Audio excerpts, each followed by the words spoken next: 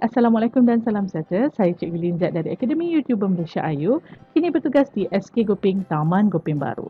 Berjumpa lagi kita dalam sesi pembelajaran Sejarah Tahun 6. Baiklah, anda boleh rujuk buku teks sejarah halaman 216 hingga 221.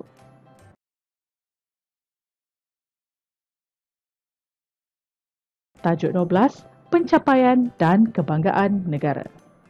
Malaysia dalam Commonwealth. Setiap pembelajaran 12.4.1 menyatakan pertubuhan serantau dan antarabangsa yang dianggotai oleh Malaysia. K12.4.5 menyatakan kepentingan menjalinkan hubungan baik dengan negara luar. K12.4.6 menilai kepentingan sumbangan Malaysia kepada keamanan dunia.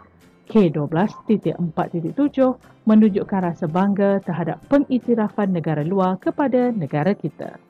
Berikut adalah peta negara-negara Commonwealth. Penlibatan Malaysia dalam Commonwealth bermula sebaik sahaja negara kita mencapai kemerdekaan pada tahun 1957 hingga kini. Latar belakang pertubuhan Commonwealth. Commonwealth ditubuhkan pada tahun 1926.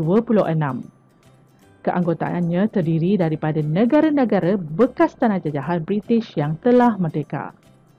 Pada tahun 1965, Sekretariat Commonwealth telah ditubuhkan di London. Matlamat pertubuhan Commonwealth: membina semangat setia kawan sesama negara anggota, mewujudkan kerjasama dalam pelbagai bidang. Faedah penyertaan dalam pertubuhan Commonwealth: British membantu menjaga pertahanan negara menerusi Anglo-Malayan Defence. Pasukan tentera anggota Commonwealth telah membantu negara kita menangani ancaman komunis. Berikut adalah rajah bantuan tentera negara Commonwealth menerusi AMDA. Sumbangan Malaysia dalam pertubuhan Commonwealth. Malaysia mengecam ancaman dasar apartheid di Afrika Selatan yang bertentangan dengan hak asasi manusia. Maksud apartheid: apartheid adalah dasar yang menjalankan diskriminasi antara kaum kulit putih dengan kaum bukan kulit putih. Nelson Mandela ialah seorang peguam berketurunan kulit hitam. Beliau merupakan seorang pejuang apartheid yang tersohor di dunia menentang dasar apartheid. Beliau telah dipenjarakan selama 40 tahun kerana perjuangannya itu. Suara Rantang Malaysia menyokong desakan negara-negara di dunia berjaya menamatkan amalan dasar apartheid pada tahun 1993.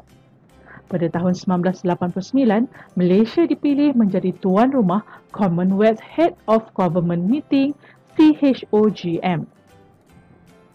CHOGM membincangkan perkara-perkara dasar berkaitan dengan isu semasa atau yang melibatkan negara ahli. Deklarasi Langkawi berkaitan dengan tanggungjawab negara-negara Commonwealth dalam memelihara alam sekitar dan mengatasi masalah pencemaran. Benih disemai, hasil dituai. Malaysia berjaya dalam melaksanakan tanggungjawab sebagai anggota Commonwealth dengan berkesan. Oleh itu, negara kita mendapat pengiktirafan daripada negara luar.